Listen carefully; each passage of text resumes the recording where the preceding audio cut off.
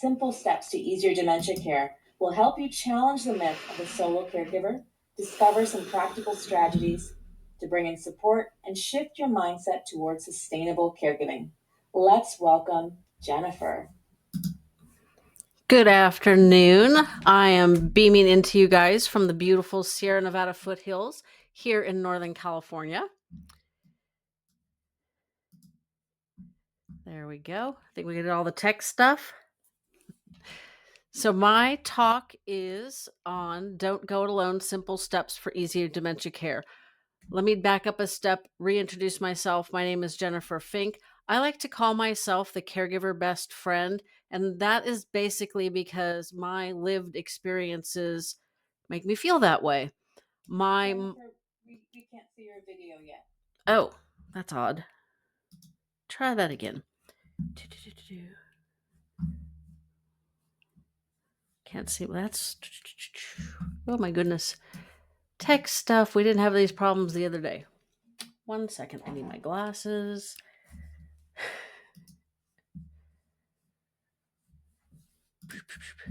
Can we see me? No. That's weird. Video.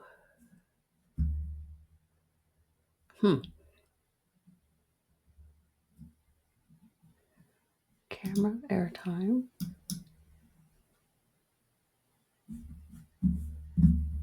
Something is. Oh dear. There we go. Okay. I don't know what I did, but hey, as long as it's fixed, that's all that matters. Okie dokie. Sorry about that, folks. So let me start again real quick. So once again, I said I'm coming to you from the Sierra Nevada foothills in Northern California. It is a beautiful day today. So I hope you guys have been enjoying the summit. I started to say I like to refer to myself as the caregiver's best friend because that's been my lived experiences. My mom had Alzheimer's disease for at least 20 years, probably a little bit more when you look backwards. Her mom had vascular dementia for a bit more than 15, and my maternal great-grandmother also had some form of dementia. So you think my family would have been 100% prepared to care for my mom and my grandmother a little bit because they did overlap. But like most families, we were not prepared. What can I say? When I went looking for wisdom, advice to help give my mom the best quality of her life after I became responsible for her care upon the death of my father, I could not find anything that worked. I couldn't find anything that resonated with her. And so I turned to talking to other caregivers and turned that into my own podcast. So I have a podcast every single Tuesday. You get practical advice, uplifting stories, advice on cognitive and brain health, and aging well, because I think that all fits together with caregiving. My talk today, Don't Go It Alone, Simple Steps for Easier Dementia Care, evolved from a conversation that I had with a many years ago podcast guest and his mom. His grandfather threw up the white flag and said, I can't continue caring for mom/grandma. You kids, meaning his mom, gets confusing with the three generations. You need to find her a care home. Their family all came together and formed what they referred to as their care committee. They all picked responsibilities and tasks that they felt the best suited for. And when grandma's sister, who did not have a spouse or her own children, also ended up with Alzheimer's, they expanded this care committee to the point where they actually kind of wanted to like legally formalize it into some sort of board and all that stuff. I don't think they probably did that, but that's the blueprint for how families and communities should care for our older adults, especially people living with some form of dementia. But that's not how the world works. So I evolved that. Yes, It's not working again. That's so weird. I didn't touch anything. Oh man, did I freeze up? It looks like I froze. Ugh, what is going on here? Maybe don't worry about the slides. Okie dokie. I'll change them in case Zoom catches up. Anyway, so since I most can't see you. can't see me at all, because on the Zoom window I can see me. Try it again. Now we can see you. Okay. Well, we're just having all fun Okay. kinds of fun If technology everyone else today. can see you, can you give a thumbs up if you can see Jennifer? Yes. Awesome. Okay. Since most families unfortunately do not come together and form their own care committee, I evolved that talk into something that we all can do when we're faced with a caregiving responsibility. The reality is that caregiving, even in the earlier stages, it feels very isolating. And there's a lot of reasons for this. Of our loved ones, they don't want to tell people that they have some cognitive disease, which is unfortunate because that actually makes caregiving more difficult. It actually makes them living with the disease more challenging because you're trying to hide what's going on. And I'm sure we all understand that that's not really a possibility. Um, let's to get my notes back. It's too many screen changes here. In the beginning, it also feels fairly manageable. I know with my mom, it's we just made a few changes and kept going on as pretty much as we did before, and that is what most families do. They make some changes, they put in some new protocols, and they just keep going forward. But eventually, you end up to here in responsibilities of caregiving, managing your daily life, maybe even continuing with your career, and you just can't keep going on. We just don't have that capacity as normal humans. At least I haven't talked to any caregivers that have done that. If you can since you can see the screen now, there's a quote or excuse me, it's statistic showing that says 65% of caregivers are hospitalized or pass away before the person they're caring for. Now the reason for the asterisk is because this is kind of a disputed statistic, but I include it in there kind of as a warning. That statistic didn't just pop up because somebody thought, oh, it'd make a cute meme or whatever. I facilitate a support group, and a lot of my members who have loved ones who have passed are now catching up on their own physical and mental health needs, and even some physical needs like, decluttering the house or getting rid of stuff. And it's just exhausting. And it's after you've done all this exhausting care. So, too many caregivers end up in a poor state of health because it's really difficult to care for somebody else and care for you and care for the home. It's a lot. So this is something we need to address, and that is what I'm here to talk to you about. The other thing I want people to understand about caregiving, and you've probably gotten that a lot today, is that you are absolutely not alone. There are millions and millions of people caring for an older adult.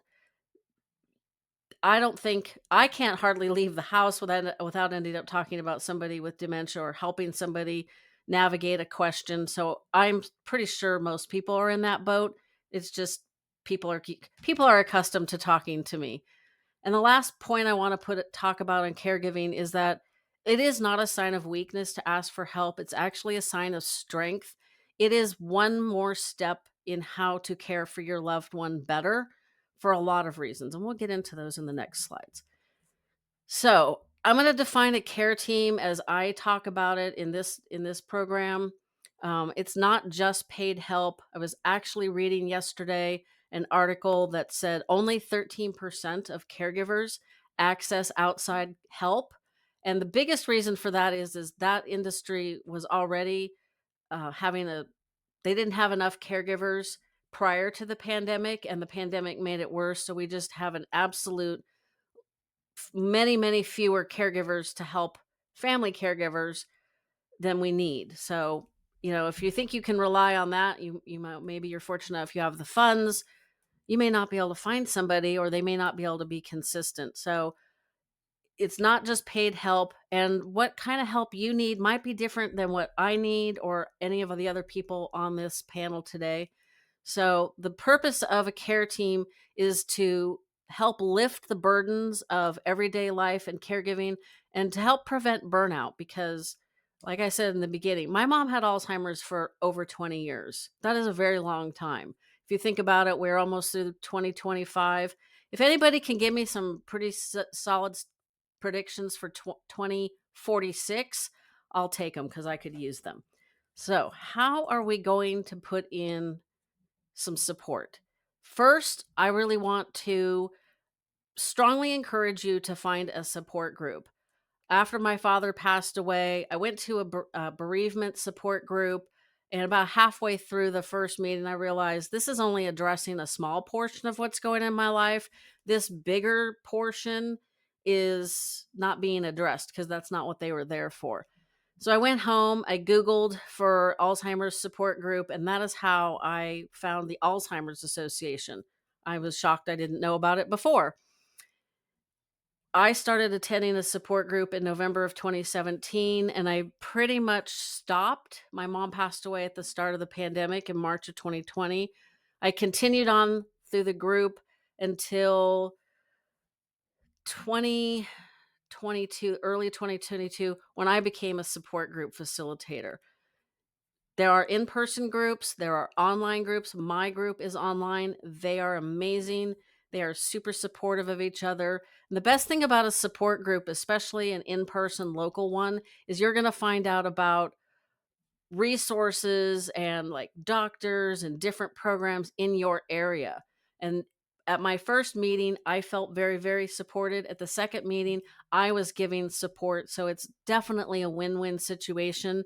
And don't feel bashful. Join an in person group, join a virtual group, join 2 or 3 virtual groups because once a month is probably not enough, and you can go to alz.org to find a support group or just Google because Google is our friend sometimes. So, I should have probably mentioned this before, but you I'm sure you guys have enough brain power to remember this, but go grab a calendar or just if you have a scrap piece of paper handy, here is how you are going to put your care team in place. Start with tomorrow since it's Sunday, kind of. I always think of it as the end of the week, but calendar's kind of listed as the beginning. You're going to sit down every day for the next week and write down all of the tasks, responsibilities, and things that you have to do today. Friday is garbage day for us. That means Thursday night, the trash cans need to go out. Friday, they need to go back in. Saturdays, we generally clean the house and do various things. you know, there's meetings, regular appointments, write all of it down. Because if you have an emergency and somebody needs to pick up the slack, it really helps them if they can just look at a list of things that need to be done and you're not trying to remember to tell them, the dog food is here and this is how they get fed. Whatever tasks you have to do today, write those down every day for the rest of the week. Then you're going to add in, like I said, regular meetings, monthly meetings. For example, I have every 4 weeks, I get my hair done, every 4 weeks, get my nails done. When my dad got sick, my mom's poor nails grew out so far. And I don't know if you'll find this a funny story, but I was like, I got to take mom to get her nails done. And my husband said, you might want to get her a pedicure too. And I'm like, really? Why? And he goes, have you not seen her toenails? My poor mom hadn't been to the nail salon for a while. When she took off her shoes to do the pedicure with my nail gal, I was so embarrassed. I thought I was going to have to go find a new nail person because her toenails were almost dangerously too long. So these are kind of things like, when was that kind of stuff done? Do they go to the podiatrist regularly? Are they going to the nail salon regularly and getting their toes done or whatever? All of this information is really helpful for two reasons. One, if you got an emergency and somebody needs to step in, but it's going to come in handy in the next slide, which is you're now going to make a second list. One side is going to be a list of everybody you know. They do not have to be family, they do not have to be local. Friends, family, neighbors, church members, if you're in the Rotary Club or the Lions, write them all down. Not necessarily somebody that's just an acquaintance, but people that you know enough that you could ask for a little bit of help occasionally. And here is the most important part. The next column, you are going to write down the task that you think that person is best suited for. You have an out of state grandkid in college, maybe they're studying computer science. Obviously, they're going to be your tech person.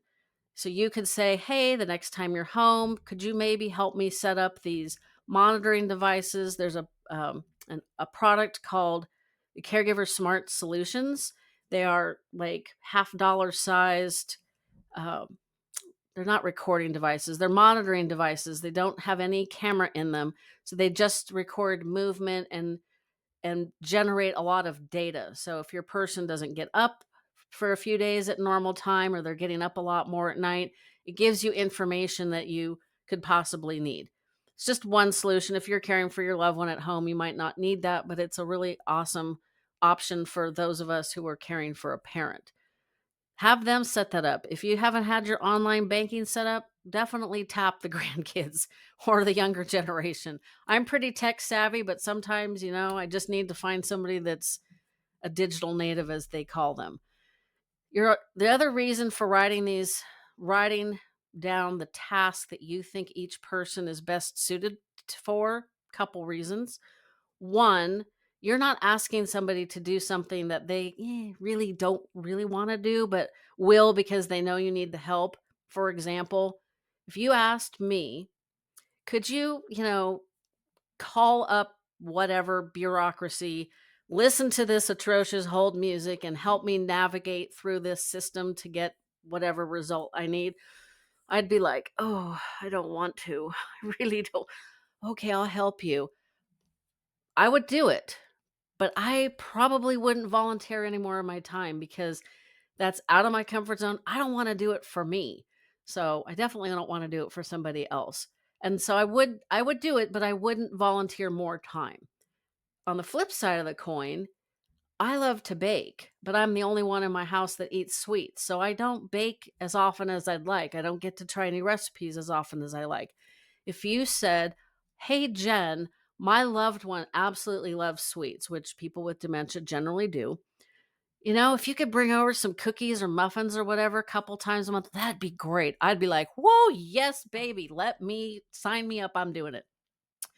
And while I'm there, you know what? I'll sit and spend some time with your level. We'll have tea and muffins or whatever goodie I brought over. And my golden retriever is super social. You want me to bring her and she can, play with your dog? You can see how one little thing that's in my wheelhouse, something I really enjoy doing, expands to, hey, and I could do this and this, and because it's all things I'm already comfortable doing.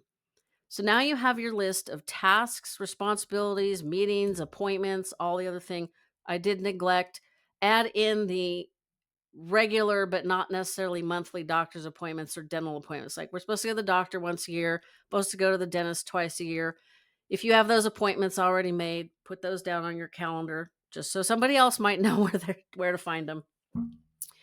But now that you have your list of tasks, responsibilities, things that need to get done, and your list of helpers and the list of what you think they might be best for, here is where that is going to come in super handy.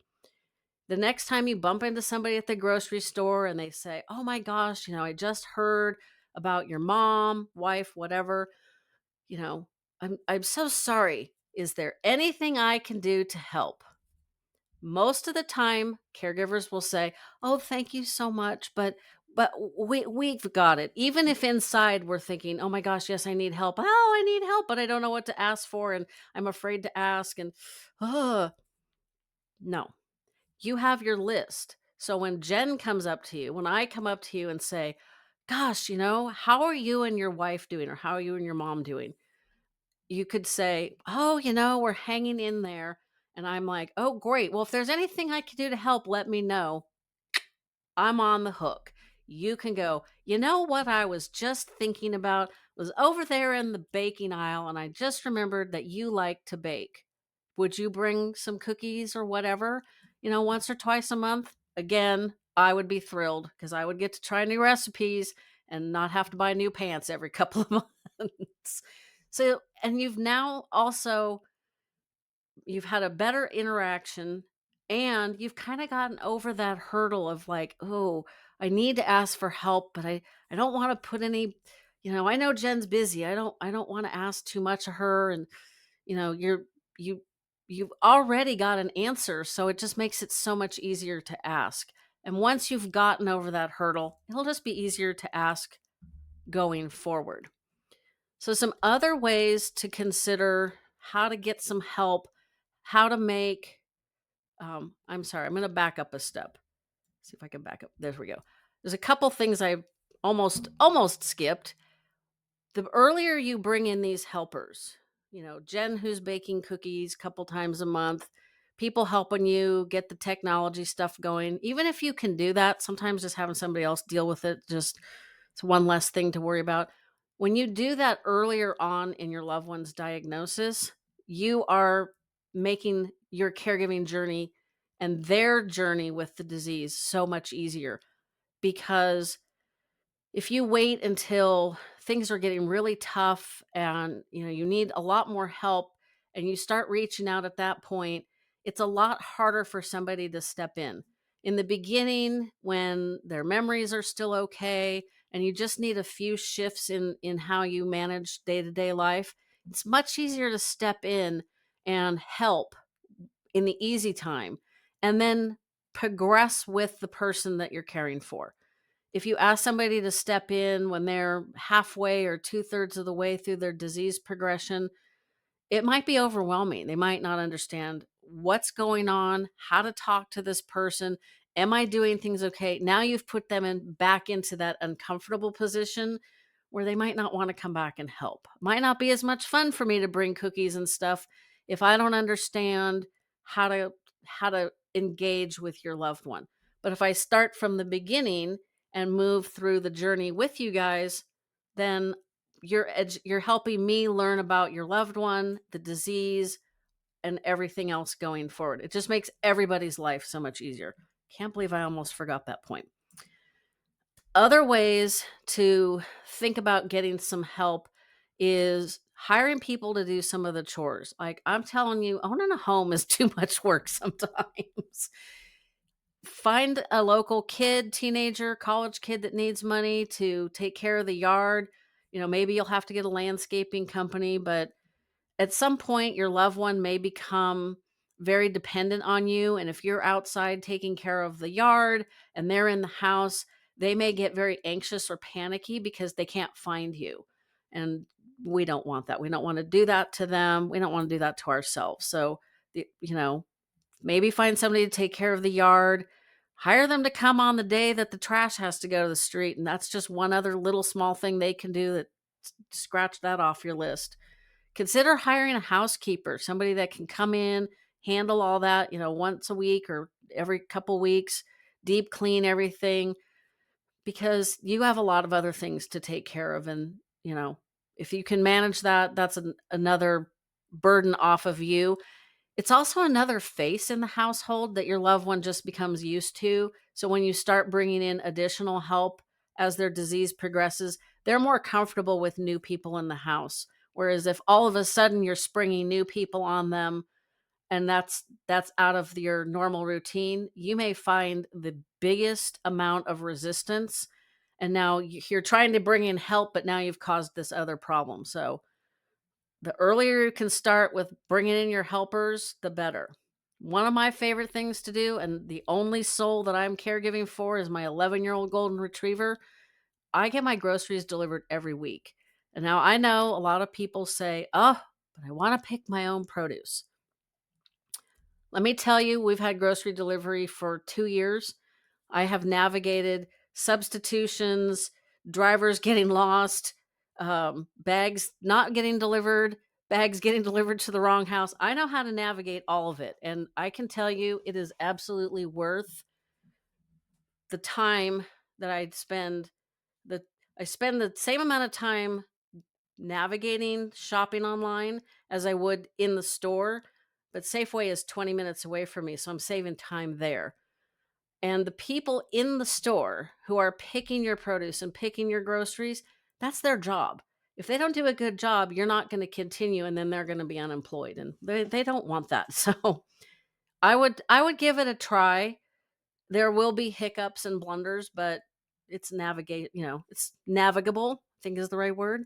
And I've just learned if all my groceries are, yep, no substitutions, nothing's out of stock, and some of them don't come, I know to call the store. I don't call the delivery number on the website. It's a little learning curve, but it actually really saves me a lot of time and headache.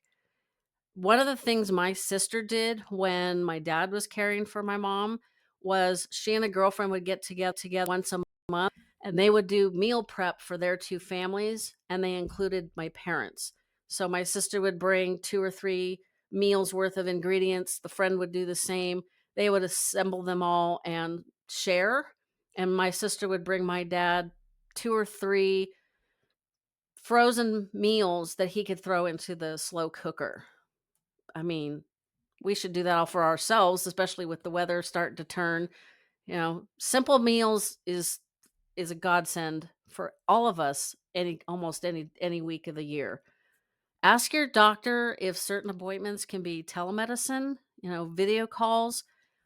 It's just less driving, less having to get your person up, out the door, in the car, and it's a lot less hassle. If they're just doing a checkup, a check-in, a telehealth appointment might save everybody some stress and grief. So that's some different things to think about when you're thinking about caregiving, because you still have to navigate your life, and now you have this other huge responsibility to take care of. That's just ways of making things just a little bit easier that we don't necessarily always contemplate because we're so focused on caring for that person we love so much. All of this is because caregiving is definitely a marathon. For some of us, it was an ultra marathon. Other people, it's not, maybe it's a half marathon, but it's definitely not a short term period of your life. The sooner you start building your care team, the better off you'll be. Hopefully, you'll prevent a health crisis in yourself or an emergency that takes you out of the caregiving role. Because trust me, that happened to my family. My husband and daughter and I showed up to spend some quality time with my parents, and my dad ended up in the hospital for 32 days that afternoon. And I didn't know what to do with my mother. I didn't know what to do with her dog. Obviously had to take her to the nail salon, get her toes done. I mean, it was just a lot. It flipped my life upside down and sideways. And it didn't really get itself righted up until, probably 2022. So that was 6 plus years. So you definitely want to plan ahead, think creatively, and a well crafted care team, your helpers, is a blessing to you, your loved one, and it's actually a blessing to those who are helping, because you're teaching them how to navigate the world and engage with somebody living with a cognitive disease. Perhaps I've learned a lot from caring for my mom on how to engage with people with autism. One of the things I didn't mention before is I'm a retired portrait photographer. One of my clients did have severe autism. And so I kind of learned about autism and dementia all at the same time. But it just gives people a window into a different part of the world that they might not have had yet. And it just makes everybody a little bit more aware of how to navigate with other people, how to be a better, community member. One of the things I always say is we need to take care of ourselves, need to take care of our family, our community, our state, and it just keeps rippling out. If we become very isolated and tune out the rest of the world, we're going to lose out on a lot of things. Help, friendship, education, helping other people learn. Bringing in a care team and helpers is just, it's a beautiful thing to do for your loved one, yourself, and your friends and family. So, with that, does anybody have any questions?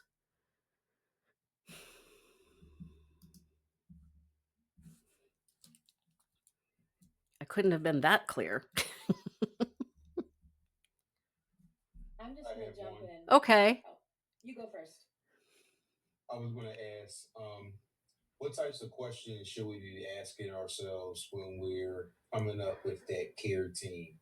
Like, what types of where should we be looking at family? Should we be relying on friends? Should we be relying on professionals? What do you think the best place to start? Like, if we don't have a care team in place currently. All of the above. Obviously, you're probably going to start with family, perhaps immediate neighbors.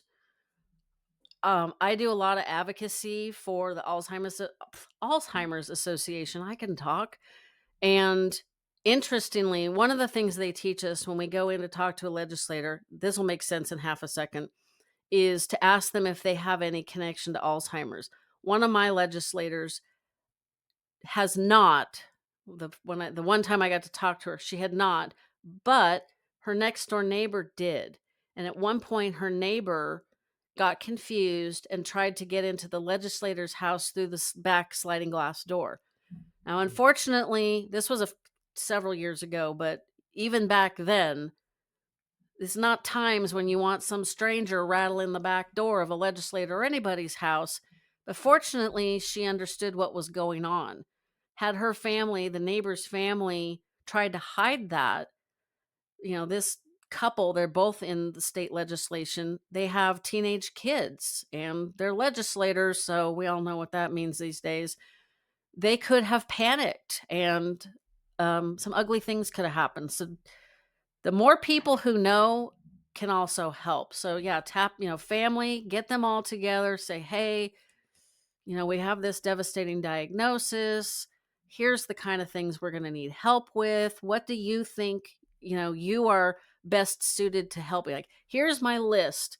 What can you help on that list?